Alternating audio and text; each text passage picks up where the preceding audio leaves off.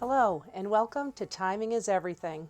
My name is Mary Crowe, Education Coordinator at Care Dimensions, formerly Hospice of the North Shore in Greater Boston. Today, we'll be talking about coping with the holidays after a loss.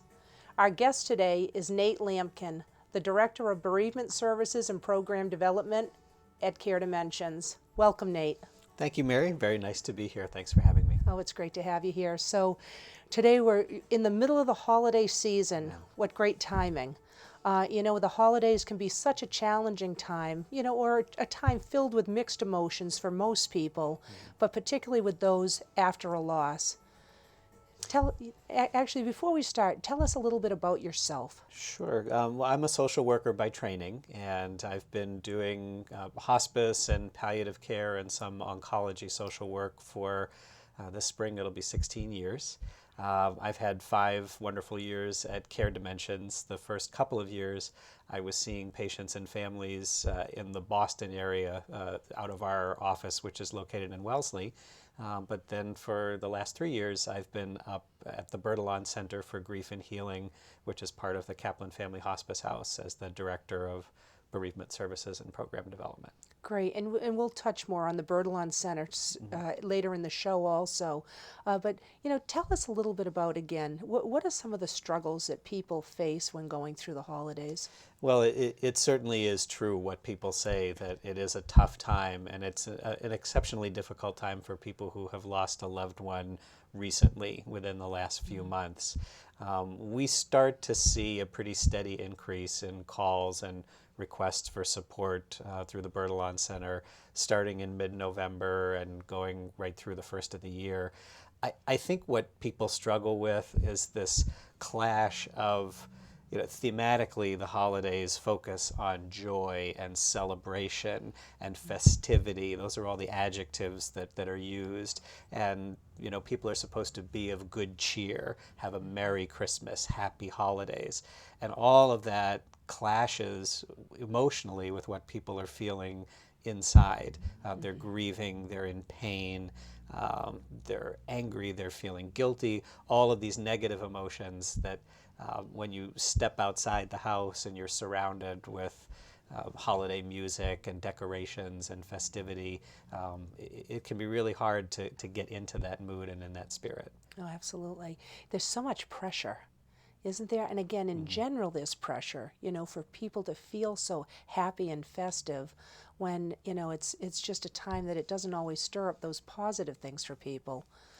Yeah, there's a lot of pressure, some of that from within, and a lot of it is coming externally from family members and friends who by and large mean well, but may have expectations for certain family traditions to be maintained, or they may just want the holidays to be a happy time and not wanting it to be dampened by someone being sad or depressed. A lot of pressure that, we always hosted Thanksgiving, or we always had everyone over to the house for Christmas, and everyone expects that. And the reality is that many times people who are grieving just lack the energy or the motivation or the initiative to do all of the tiring, busy work of preparing for the holidays. Yeah, well, like you say, it's hard work. Grief is hard work. And I think that, for some people, again, they're overwhelmed by those feelings and sometimes not even feeling like the feelings of grief are even normal. That's right. And, you mentioned the grief being exhausting. We often say in grief work that everyone grieves in their own way and everyone's grief journey is unique. But if I had to pick one symptom, if you will, of grief that is pretty much universal, it's exhaustion. Even when people are not consciously thinking about their loved one who has died or expressing their sadness, unconsciously, a lot of energy, emotional energy, is going into that grieving. And then under the best of circumstances, I think people for whom things are going very well and they are genuinely joyful, the holidays can be tough. And keeping up with the holiday shopping and dealing with traffic when you get near the malls, as those of us who work near the North Shore Mall can attest, that's hard. And it's just so much harder when emotionally you're not in that space. Absolutely. You said the word expectation. Maybe you could talk a little bit more about that, because I think sometimes, again, that can be an emotion stirrer, because, again, there are great expectations. People do want the holidays to be the same. We love our traditions, we love our rituals, but yet when we've lost somebody, they can't be the same. Right. I mean, I'll give you an example Yeah. from, we do a series of coping with grief during the holidays workshops at various locations throughout the communities we serve. And there's a lot of common themes that come out. I remember there was a woman in her late 80s from an Italian immigrant family, very large family. I think they had 8 or 9 kids, many grandchildren, great-grandchildren, and for decades, Thanksgiving was at their house, and it was the matriarch and the patriarch of the family. Her husband died at the Kaplan house about 6 or 7 weeks ago, or I'm sorry, about 6 or 7 weeks prior to Thanksgiving. And initially, she promised the kids, we're going to do Thanksgiving, nothing's going to change, we're all going to be together as a family. And she was saying that, but in her heart, she was sort of dreading it. She couldn't fathom the holidays without her partner of, I think, 62 years. Wow. And, just all the energy that it takes to prepare a meal for upwards of around 35 or 40 people. And her kids could tell that something was weighing on her. And she was finally able to tell them that, I just can't, I'm so sorry. And of course they understood, and they made some adjustments to their plans and went to a restaurant. But she was carrying such anguish during those weeks when the kids were saying, okay, well, we're just going to have Thanksgiving with Nona like we usually do, when her heart was breaking because she knew she just couldn't do it. Sure. So, like you said, so a few things you're bringing up here is actually in this sentence is, first of all, making promises, and again, wanting to, not have people disappointed, even though you lack the energy. So, and I'm so happy for her that she got to that point where she could share that with her family. But I think that people do feel that, because then there's the feeling of guilt that comes out. Right. Do you find that this feeling of guilt is something that's pervasive, around this holiday time? Oh, very much so. I think it's a very natural reaction from people who are grieving to withdraw a little bit, to not necessarily feel like engaging socially.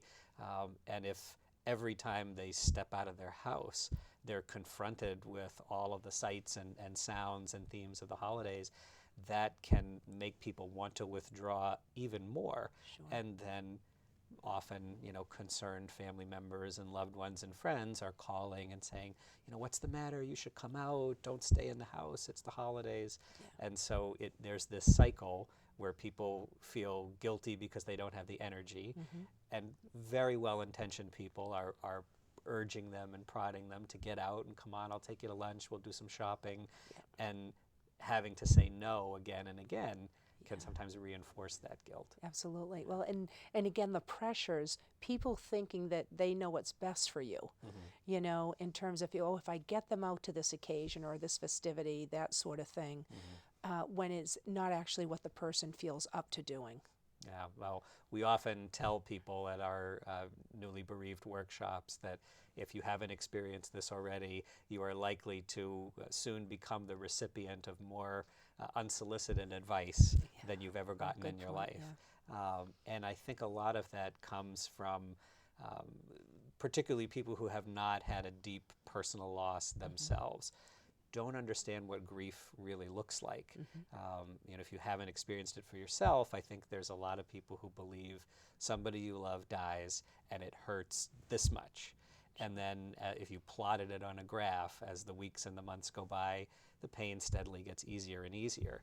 And if somebody lost a loved one, say over the summer or in the early fall, and we're coming up on the holidays, many people who don't mean to be negative or to not be understanding may be a little confused about, well, it's been a few months. I mean, really, are things still that hard? Or let's get you out of the house. And what people who have lost someone they love deeply understand is that grief really looks more like this.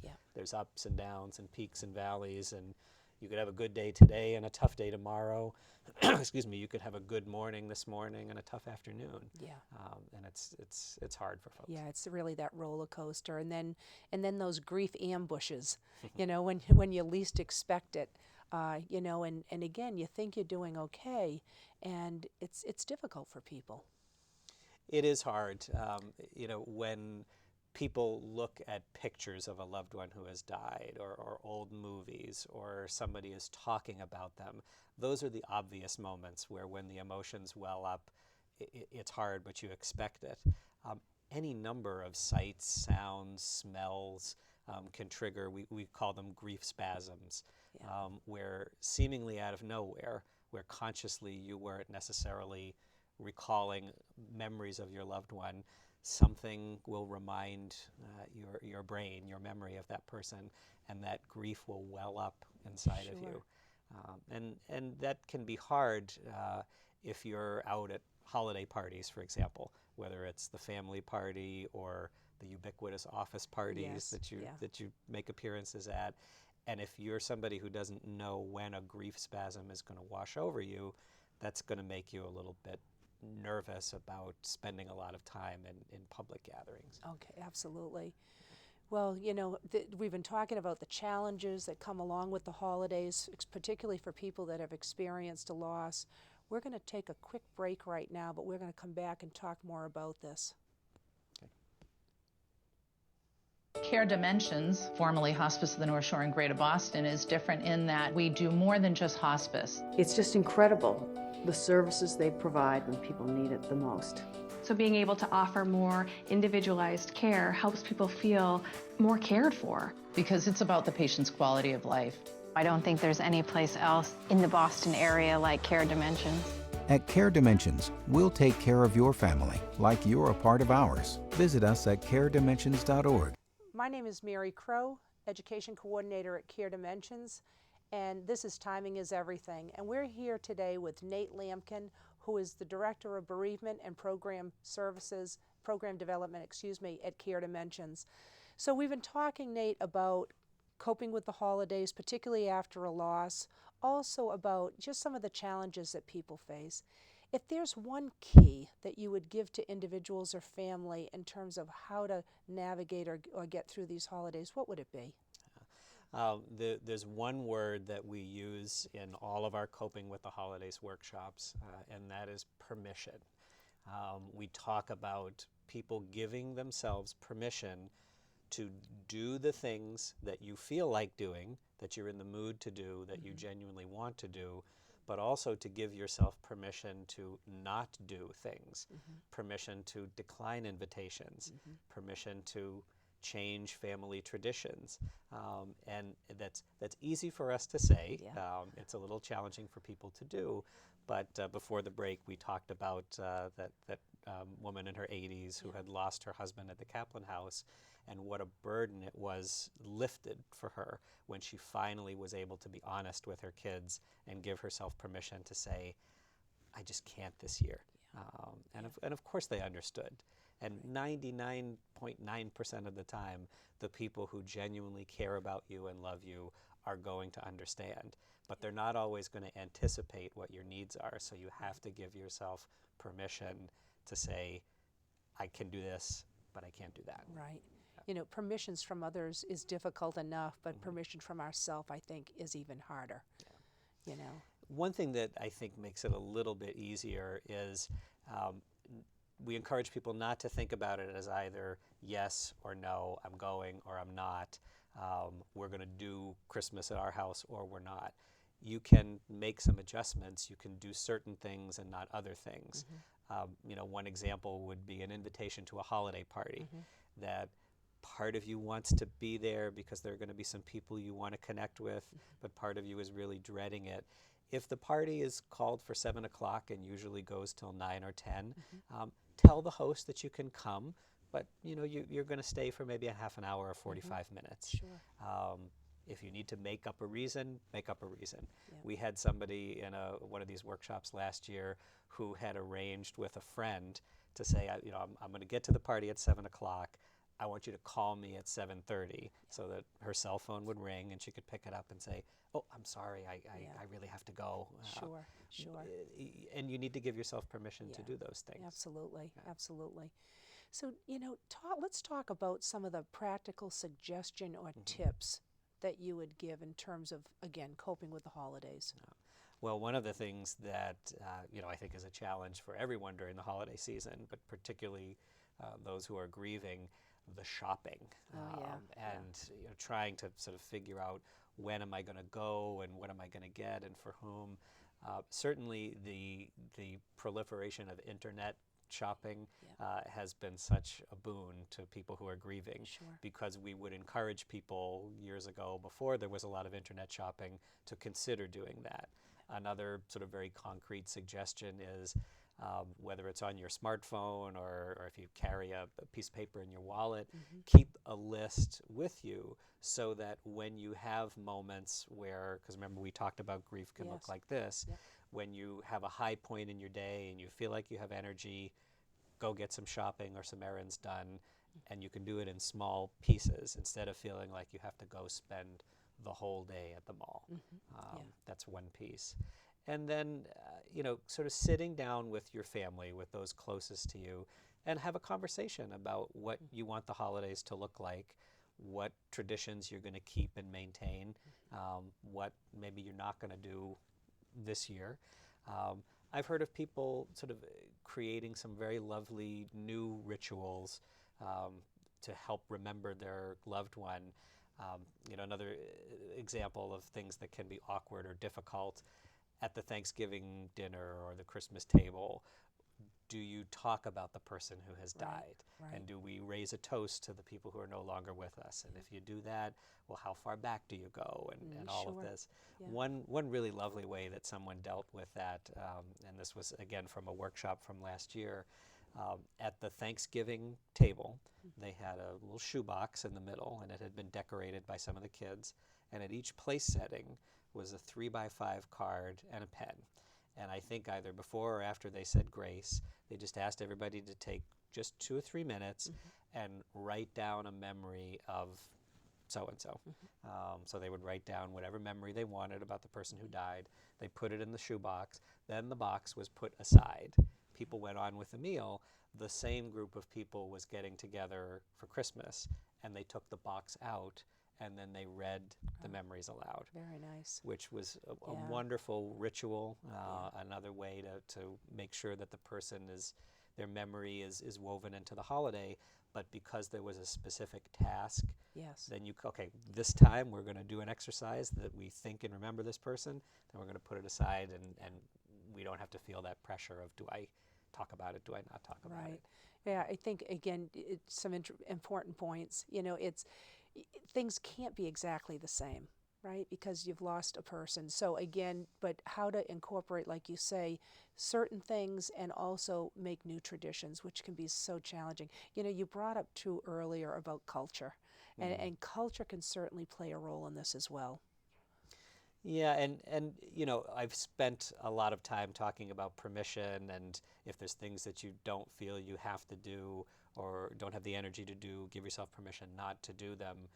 In so many cultures, in so many families, there is an emphasis on the gathering and the festivities, and if you want to do it, or if that's what your family culture and your own values say to do, the flip side of it is give yourself permission to do that. And if you have large, joyful family gatherings that you want to be part of, you don't have to wear an inky cloak of black and withdraw into your house. I think sometimes people are feeling or begin to feel some sort of holiday spirit or some sort of joy in spite of themselves, and start to feel guilty about it. And they kind of claw that happiness back. And they think, well, how can I be happy when my husband died 2 months ago? So you have to allow yourself to do that and to embrace those traditions that you truly feel good about doing. So that, joy and pain can live in the same home. They can. And also that it's not a disloyalty to the person. Because again, I think people can feel like they're not doing right by their loved one who's died, Yeah. if they bring up, you know, these things, or if they have those happy moments, or they laugh and things like that. We can really do a number on ourselves with the guilt, can't we? We certainly can. And, you know, I think sometimes what happens with some people who are grieving is the pain that they feel and the sadness becomes almost like a rope that they're holding on to their loved one, and they feel that if they let that pain and sadness go, they're letting their loved one go as well. And what we often say to people, whether it's in groups or in individual counseling, is, well, if your loved one, if your husband, if your father, if your sister could be here and tell you what they wanted for you during the holidays, what would they say? Yeah. And of course people are going to say they would want me to be happy. Yes. They wouldn't want me to be crying the whole time. They wouldn't want me to shutter myself inside the house. Absolutely. Yeah. So other tips that you can think of? Well, I think keeping the perspective that the holidays this year are the holidays this year. Yeah. And if you're going to change something, even if there are some people that are upset about it or you have mixed feelings about it, the holidays will come again next year and the year after that. So the way that you do it this time, however you need to get through, however you need to cope, take some of the pressure off yourself that we'll try it this way and we may do it differently next year. We just had last week a Coping with the Holidays workshop at Emerson Hospital in Concord, and there was about 13 people there, and 12 of the 13 had lost their loved one within the past year, but there was one person in the group who was coming up on 2 years, so this was the second set of holidays, and it was very instructive for the group to hear from her about all the ways that the holidays looked different last year, but the things that they're changing this year. So it was sort of an object lesson, and you're not locked into making these changes for life. That's kind of the nice thing about having people at different stages in a support group like that, or a group, you know, that sometimes we share kind of those tools for our tool belt in terms of navigating through such difficult times like this. Yeah, and that's, you know, one of the main reasons why we bring people together in groups and workshops is some of the best suggestions that I've heard to help people cope. You know, that lovely tradition with the shoebox from Thanksgiving to December, that wasn't my idea. That was somebody in the group sharing that with others in the group. And sometimes, you know, people will not necessarily take advice from friends and loved ones, but if they meet someone in a support group who has been through a very similar situation, who says to them, you know what, if you don't want to go to that thing, then you don't have to. Or if this person can't understand, then don't, you know, don't waste any more energy on them. And you hear that differently from somebody who is in a support group with you than you might hear even from your best friend. Yeah, there's that permission again, right? How about ways of memorializing, things like that, different things that people can do?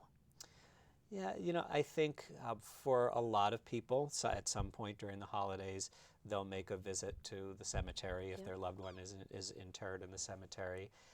I've had people who scatter their loved one's ashes in a certain location, gather with close friends and family, and just have a brief moment there. It really sort of depends. I think when we talked about earlier, you know, sitting down with friends and loved ones and kind of planning out the holidays, one of the things that we often advise people, and not just around the holidays, but around any milestone, like your loved one's birthday or the first wedding anniversary or any of those milestone days.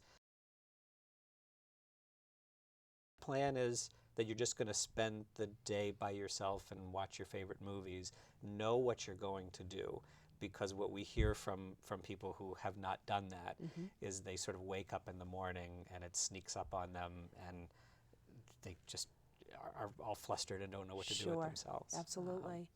You know, just personally too, I have found the tree lighting, that has been just a very healing thing for me. You know, and it's just a way that I can honor a loved one every year. So, you know, and there's other ways too. And I've certainly known people who have, you know, planted trees in their loved one's honor, or different types of things like that. Or like you said even earlier at the dinner table, you know, some people even putting the place setting. So there's so many different things that you can do here in terms of keeping that person. Because I think sometimes people even feel that by talking about the person that they shouldn't, because it's going to make everyone sad, you know, and some feeling by not, that again they're not remembering, or they're going to forget, like you said. Yeah, you know, with the tree lighting, one of the rituals that we have at all of these tree lightings and at the services of remembrance and hope that we do twice a year is the lifting up of the names. Oh, yeah. We talk about names as being very sacred and Yes. powerful, and by naming our loved one, it sort of reaffirms that they're not gone and forgotten. Right. We're carrying them with us. So for people who are listening, if you yourself are not grieving, but somebody you care about is grieving, you know, one very helpful thing is talk about the person. When you see your friend or your loved one, your family member who's grieving, talk about the person, bring them up, say their name. We hear that so much from people, that it's like they never existed. Yeah. And it comes from a good place. Yeah. You don't want to hurt someone. You don't want to make them sad. But what people who are grieving really long for, especially around the holidays, when they're keenly aware of the fact that this person is not present, to bring their presence into the room in some way and to talk about it. We hear that, I mean, from people who are grieving all manner of losses, particularly parents who have lost a young child. Sure. Which is certainly one of the worst things that can happen to anyone. But we hear from grieving parents so much that my child lived, and I want to know that she mattered, and I want to know that she's going to be remembered. So talk to me about her. And yes, I'm going to cry, and it's going to hurt. Yeah. But it's going to hurt more if I feel like she's fading away. Right. Well, unfortunately, we're going to need to wrap up soon, but, you know, just tell us, you know, because the Bertillon Center for Grief and Healing is available for people. So could you quickly just let us know how to contact the Center for Grief and Healing? Sure. You can call us at 855-774-5100. You can also go to www.caredimensions.org, and there's a calendar that we update monthly with all our groups and workshops. And we offer our services at the Bertillon Center for Grief and Healing in Danvers, at our Greater Boston office in Wellesley, and also in some community locations throughout our service area. Excellent. Thank you so much for being with us today, Nate. We really appreciate it. And thank you to our audience for joining with us on Timing is Everything. Thanks, Mary.